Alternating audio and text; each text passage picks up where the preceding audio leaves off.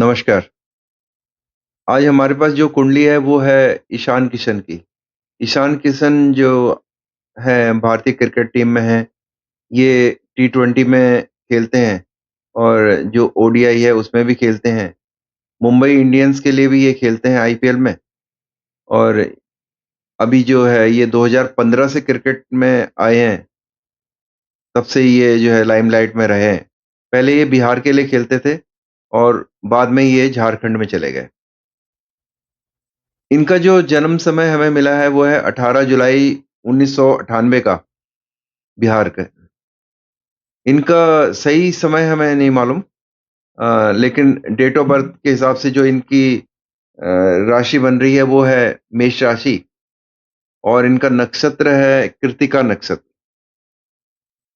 जो कृत्तिका नक्षत्र है उसके बारे में कहा जाता है कि ये बच्चे बुद्धिमान होते हैं, तेजस्वी होते हैं, ईमानदार होते हैं और काइंड हार्टेड होते हैं, प्रभावशाली रहते हैं और कृत्तिका नक्षत्र को चमकता हुआ तारा भी बोलते हैं। प्राथमिक प्रेरणा जो इसकी होती है वो है काम और इच्छा की। इसका जो देवता है वो है अग्नि। अ, विनाश और निर्माण दोनों ही कृत्तिका के बारे में कहा जाता है। कृत्तिका नक्षत्र के बारे में कहा जाता है कि विनाश और निर्माण दोनों के लिए ये ग्रह जिम्मेदार रहता है। कृत्तिका नक्षत्र में मंगल का और सूर्य का प्रभाव रहता है। मंगल तो मेष राशि का स्वामी है इसलिए और सूर्य कृत्तिका नक्षत्र का स्वामी है इसलिए। और साथ में जो कृत्तिका नक्षत्र से कार्तिकेय का भी संबंध रहा है और कार्तिकेय का संबंध के बारे में हम जानते हैं कि कार्तिकेय शिव और पार्वती का पहला पुत्र है। और मेष राशि इनकी है। मेष राशि के बारे में हम जानते हैं कि मेष राशि जो है मंगल की राशि होती है। जिसका कि कहते हैं कि इसके बारे में ये चतुर स्वभाव के होते हैं ये बच्चे, जोशीले होते हैं, थोड़ा ज़िद्दी भी होते हैं और अपना जो है अपमान बर्दाश्त नहीं करते हैं ये और कभी-कभी इन्हें डर भी रहता है कि इनकी जो अंदर की बात है कोई दूसरा समझ ना ले। चलो हम इसके बारे में आगे बात करते हैं। तो अभी इनको जो महादशा चल रही है वो चल रही है राहु की। 2020 से राहु की महादशा चल रही है और ये रहेगी 2038 तक। इन्होंने जब क्रिकेट खेलना शुरू किया था, तो तब इनको मंगल की महादशा थी।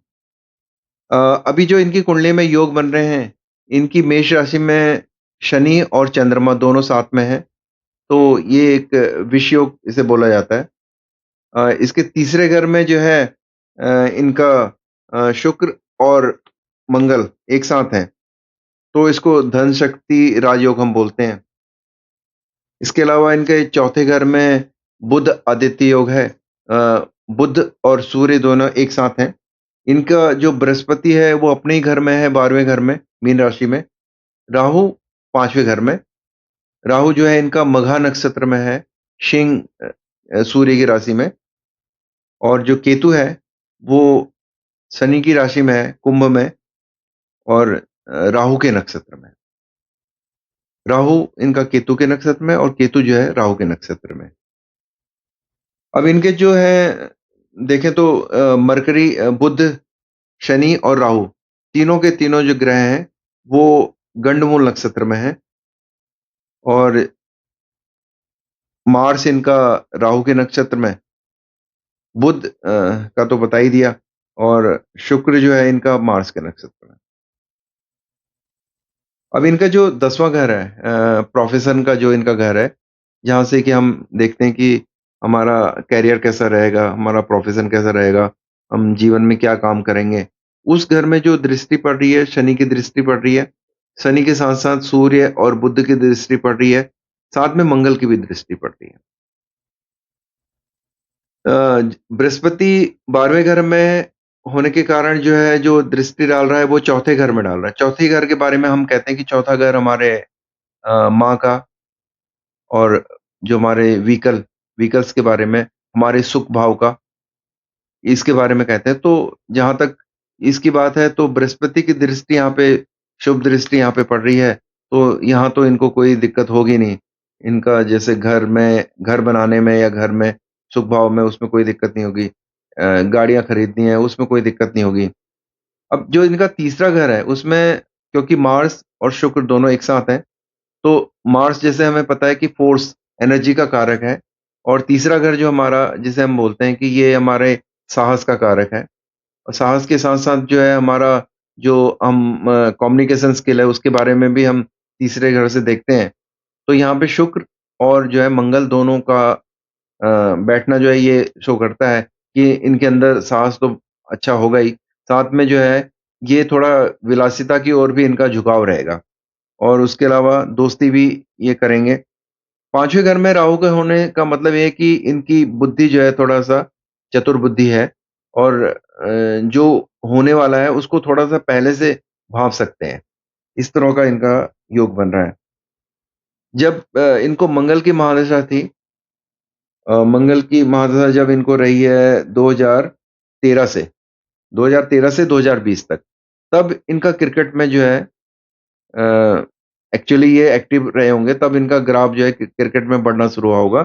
जैसे देखते भी हैं कि 2015 में इन्होंने रणजी में खेला है और उसके बाद 2016 में ये अंडर 19 क्रिकेट टीम में आ गए थे और फिर आईपीएल में भी 2016 में ही आ गए थे। फिर उसके बाद ये चलता रहा इनका पहले मुंबई इंडियन में थे गुजरात लायंस में थे, फिर मुंबई इंडियंस में, फिर अभी भी मुंबई इंडियंस में भी हैं ये और अभी हो सकता है आने वाले समय में ये जो हमारा टेस्ट सीरीज़ है मैच है उसमें भी खेलेंगे। क्योंकि अभी इनको राहु की महादशा चल रही है और राहु इनका 5वें घर में बैठा है। राहु जो है इनका मघा नक्षत्र में है। मघा नक्षत्र जो है गंडमूल का ही नक्षत्र है और गंडमूल के जो नक्षत्र के जो बच्चे हैं होते हैं वो थोड़ा-सा शार्प बुद्धि के होते हैं, एक्शन बहुत अच्छी तरह से लेते हैं और भाँप लेते हैं, आने वाली स्थिति को भाँप लेते हैं। हमारे 2 सुपरस्टार राजेश खन्ना जी और अभी जो हमारे साथ हैं अमिताभ बच्चन जी, वो भी मघा नक्षत्र में उनका राहु था और जब उनको राहु की महादशा आई, तो उन्होंने बहुत अच्छी प्रोग्रेस करी। एक समय था कि उनको कोई नहीं जानता था और अचानक लोग उन्हें जानने लगे। दोनों के केस में ऐसा हुआ। अब इनका जो शनि है वो नीच का है, तो उसके भी थोड़ा-सा इनके उसमें प्रभाव पड़ेंगे। अभी आने वाली जो मार्च 30 मार्च 25 तब से इनको साढ़े साती शुरू हो जाएगी क्योंकि इनकी मेष राशि है, तो उसका असर जो है इनके आने वाले अगले 7 साल लगभग 2033 तक 2025 से लेके 2033 तक रहेगा। अब क्योंकि इनको राहु की महादशा मिली है, तो राहु इनका योग कारक बन गया है एक तरह से और राहु इनका है केतु के नक्षत्र में। अब केतु के नक्षत्र के बारे में कहने की ज़रूरत नहीं कि केतु का नक्षत्र थोड़ा आध्यात्मिक होता है, वो भौतिकता से अलग चलता है। अब शनि इनका नीच का है, क्योंकि 10वें घर में मंगल की भी दृष्टि पड़ रही है और मंगल इनका राशि का स्वामी है। तो इनके लिए आने वाला समय तो अच्छा रहेगा ही, इनकी साढ़े साती जो है अच्छी रहेगी। इनका जो मैरिज का योग बनेगा वो भी इसी समय बनेगा और ये भारतीय क्रिकेट टीम में भी रहेंगे। है ना? और भी जो है ये काम करते रहेंगे अपना इनका ग्राफ चढ़ता रहेगा। लेकिन इनको सावधानी ये बरतनी है कि क्योंकि शनि नीच का है, तो शनि से रिलेटेड वो चाहे वस्तुएँ हों या जो हमारे लोग हों या जानवर हों, जो भी हों, उस उनके साथ थोड़ा व्यवहार इनका अच्छा रहना चाहिए। और जैसे कि है कि शनि की साढ़े साती चल रही है, शनि नीच का है, ऊपर से राहु की महादशा चल रही है। तो मेरे हिसाब से इनको मेडिटेशन करना चाहिए, योगा करना चाहिए और साथ में जो धार्मिक कार्य हैं, उनमें भी ध्यान देना चाहिए। उसके अलावा जो ऑप्रेस्ड लोग हैं मतलब दबे हुए लोग हैं या इनके जो सबॉर्डिनेट होंगे या जो भी मतलब अपाहिज टाइप के लोग हों उस तरह के या जो पशु-पक्षी जो हैं उनकी इनको सहायता करनी चाहिए, उससे इनको जीवन में फ़ायदा रहेगा। बाकी इनका इनका जो करियर है बहुत अच्छा है, बस थोड़ा-सा सावधानी इनको अपने व्यवहार में ही रखनी पड़ेगी, बाकी तो इसमें कोई दिक्कत नहीं है, अच्छा ही है इसमें सब कुछ। आज इतना ही, अगली बार किसी और पे चर्चा करेंगे, धन्यवाद। आप चैनल को सब्सक्राइब कीजिए, लाइक कीजिए, थैंक यू।